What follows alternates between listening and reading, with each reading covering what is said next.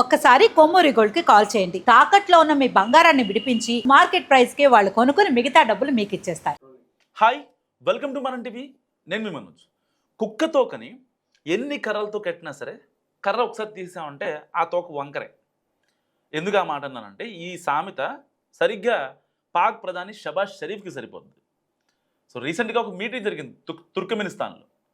ఆ మీటింగ్కి వెళ్ళారు పాక్ ప్రధాని షబాజ్ షరీఫ్ అండ్ మోడీ గారు వెళ్ళారు, రష్యా అధ్యక్షుడు పుతిన్ గారు వెళ్ళారు, టర్కీ వాళ్ళు, ఇంకా కొన్ని దేశాల వారు వెళ్ళారు. ఇలాంటి నేపథ్యంలో ఏం జరిగిందంటే టర్కీ అధ్యక్షుడితో వ్లాదిమిర్ పుతిన్ మీటింగ్ జరుగుతుంది.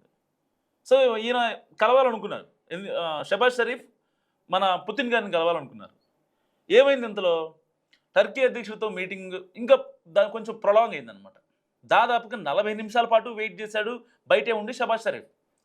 ఇక పేషెన్సీ కోల్పోయి ఏం చేయాలో అర్థం కాక డైరెక్ట్గా వాళ్ళ మీటింగ్ జరుగుతుంటే డోర్ నాక్ కూడా చేయకుండా డైరెక్ట్గా డోర్ బ్రేక్ చేసుకుంటూ లోపలికి వెళ్ళిపోయి ఆయన కనిపించాడు.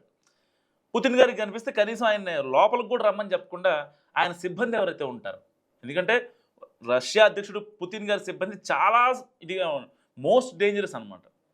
అలాంటి డేంజరస్ వాళ్ళు ఉంటారు ఆయన సిబ్బందిలో. అలాంటి వాళ్ళు మరి డోర్ బ్రేక్ చేస్తే ఊకుంటారు చెప్పండి.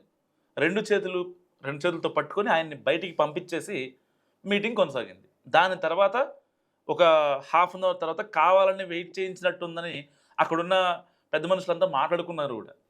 నిజంగా అంతర్జాతీయ వేదికలపై ఇలాంటి ఒక రూడ్ బిహేవియర్ అనేది ఎంతవరకు కరెక్ట్? ఇప్పుడు ఆయన ఏం మునీర్ కాదు, నీ చేతిలో ఉండి, లేకపోతే మీకు ఇద్దరు టెర్రరిస్టులు కాదు కదా. పుతిన్ అనే వ్యక్తి ఒక దేశానికి అధ్యక్షుడు, మీలాంటి చెత్త కంట్రీ అయితే కాదు కదా. అలాంటి అధ్యక్షుడితో ఇలాంటి రూడ్ బిహేవియర్ అవసరమా? అక్కడ కూర్చున్నంతసేపు ఒకసారి మీరు విజువల్లో చూసుకోవచ్చు, ఆయన కూర్చోవడం ఎంత చిరాగా కూర్చున్నాడు. ఆయనకి ఇష్టం లేదు, ఎందుకంటే భంగపాటుకు గురయ్యాడు కదా. సో ఆయనకి ఇష్టం లేదు.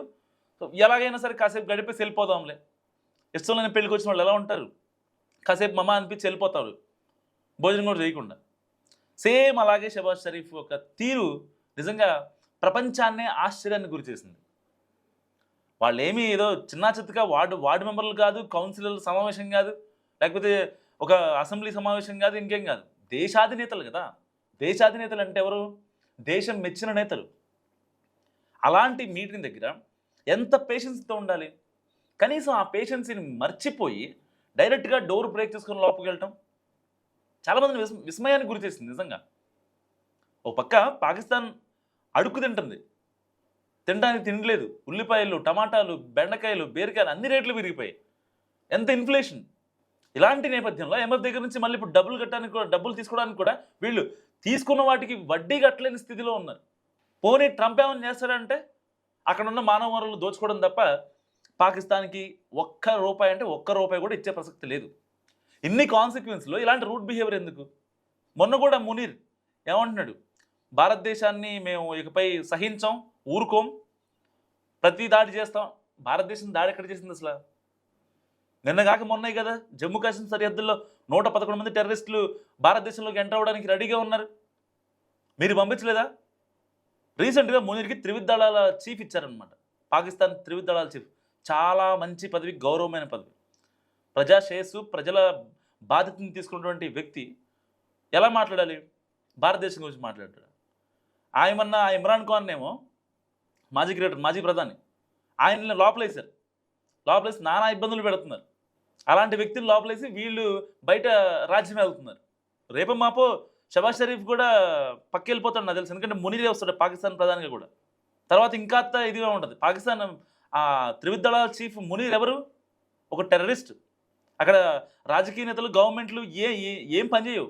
మన దేశంలాగా గవర్నమెంట్ అథెంటిక్గా డెసిషన్ తీసుకోవడం ఇలాంటివి ఉంటాయి. పాకిస్తాన్లో అలాంటి పరిస్థితులు ఉండవు. ఒక టెర్రరిస్ట్ తీసుకుంటారు డెసిషన్స్. అందుకని అక్కడి ప్రజలు చాలా ఇబ్బందులు పడుతున్నారు. తినడానికి తినలేదు, జాబులు లేవు, యువత పెడదవ పడతారు. పోనీ వేరే దేశాలు వెళ్ళి బాగుపడదామంటే అది కూడా అవ్వని పరిస్థితి. అలాంటి దుర్భర పరిస్థితిలో ఉన్న పాకిస్తాన్ ఏం చేయాలో అర్థం కాక ఇంత సతమత పడుతుంటే, ఒక పక్క ఈయనేమో షబాజ్ షరీఫ్ ఏమో మీటింగ్కి వెళ్ళి మరి అక్కడ ప్రపంచ దేశాల దృష్టిని ఆకర్షిస్తాడు. ఎందుకు ఈ పనికిమాలిన పనులు అవసరమా? చాలామంది దేశాధినేతలు వచ్చారు. అక్కడ నువ్వు ఎలా మాట్లాడాలి ఒక వేదికపై? మాట్లాడే ప్రతి మాట అథెంటిక్గా ఉండాలి, చేసే ప్రతి పని చాలా నీట్గా మంచిగా ఉండాలి. అంతేగాని డైరెక్ట్గా డోర్ బ్రేక్ చేసుకుని లోపలికి వెళ్ళిపోతే ఎంత దారుణం అసలు. కొంచెమైనా బుద్ధి ఉండాలి కదా. పోనీ ఇప్పుడు పాకిస్తాన్ అడుగుతుంది అంటుంది, ట్రంప్ ఏమైనా సపోర్ట్ చేస్తారా? అసలు మెయిన్ అక్కస్ ఏంటంటే ట్రంప్ ఇది కాదు, అసలు మెయిన్ అక్కస్ ఏంటంటే మ్యాటర్ ఏంటంటే చైనా మనకి సహకారం అందిస్తుంది, రష్యా మనకి సహకారం అందిస్తుంది. రీసెంట్గానే ఈ పుతిన్ గారు ఎవరైతే ఉన్నారో ఆయన మన ఇండియాకి వచ్చారు, మనం నెక్స్ట్ లెవెల్లో అతిథి ఇచ్చాం. ప్రపంచ మీడియా మొత్తం రష్యా అధ్యక్షుడు పుతిన్ అండ్ ఇండియా ప్రధాని మోదీ వైపే చూశారు, ఇద్దరు కార్లో వెళ్ళటం. సో ఇదంతా ఈ ఈర్ష్య షబాజ్ షరీఫ్. ఏం చెప్పలేని సిచ్యువేషన్. పుతిన్ గారితో మాట్లాడుతున్నాడు వెళ్ళి షబాజ్ షరీఫ్. తర్వాత మీటింగ్ అయిపోయింది, లాస్ట్లో పుతిన్ గారు మాట్లాడాలా వద్దా అన్నట్టుగా మాట్లాడుతున్నారు. ఈయనేమో చేతులు పట్టుకొని బ్లేజర్ పట్టుకొని, చూసుకోవచ్చు విజువల్స్లో మీరు, అంత దారుణంగా ఉంటుందన్నమాట. అందితే కాళ్ళు లేదంటే జుట్టు, ఏదో ఒకటి పట్టుకోవాలి, ఏదో ఒకటి పట్టుకొని వాళ్ళకి కావాల్సిన పనులు చేయించుకోవాలి. ఏం ఆఫర్ చేస్తాడు పుతిన్ గారికి? వాళ్ళకి ఏం ఆఫర్ చేస్తాడు? పోనీ ట్రంప్తో మాట్లాడి రష్యా నుంచి ఏదైతే బ్యాన్ చేసిన 2 ఫ్యూయల్ బావులు, ఫ్యూయల్ కంపెనీస్ ఏవైతున్నాయో వాటి మీద మళ్ళీ క్లియరెన్స్ ఇప్పించగలడా? లేదు. బెలూచిస్తాన్లో కనుక రంగురాళ్ళు ట్రంప్కి అమ్మినట్టుగా రష్యాకి ఏమన్నా ఆఫర్ చేశాడా? ఏం లేదు. పోనీ మీరు కాళ్ళ వేళ్ళ పడ్డా సరే రష్యా నుంచి ఏమన్నా పెట్టుబడులు పాకిస్తాన్కి వస్తాయా? పొరపాటును కూడా రావు. అయితే గీతే మనకే వస్తాయి, ఇండియాకే వస్తాయి. పోనీ చైనా అన్సపోర్ట్ చేస్తుంది, మొన్నటిదాకా సపోర్ట్ చేస్తుందనే ఒక భీంకారంతో ఉన్నది. ఈవెన్ జిన్పింగ్ గారు కూడా కనీసం మాట్లాడడానికి ఇష్టపడలేదు. అంటున్నట్టుగా ముట్టనట్టుగా ఉన్నాడు ఆయన. ఆపరేషన్ సింధు తర్వాత పాకిస్తాన్ ఎంత ఇబ్బంది పడుతుందో ప్రతి ప్రపంచ దేశాల సదస్సుల్లో మనం చూస్తూనే ఉన్నాం. ఇంతకుముందు షాంఘై కార్పొరేషన్ సదస్సు జరిగితే పుతిన్ గారు, జిన్పింగ్ గారు, మోదీ గారు వెళ్ళారు. అప్పుడు ఏం చెప్పాడు? మునీరను వీళ్ళిద్దరు కలిసి వెళ్ళి ట్రంప్తో భేటీ అయ్యారు, వైట్ హౌస్ ఓవల్ ఆఫీస్లో భేటీ అయ్యి ఏం మాట్లాడుకున్నారు? ఎలాగైనా సరే భారత్కి బుద్ధి చెప్పాలి, నేను ఒక పక్క వీసాల పెంపు ఇవి చేస్తున్నా, సో మీరు కూడా ఎంతో కొంత ఇబ్బంది పెట్టండి అని చెప్పి మాట్లాడుకుంటారు. ఇంకేం మాట్లాడుకుంటారు దిక్కుమాలినళ్ళు.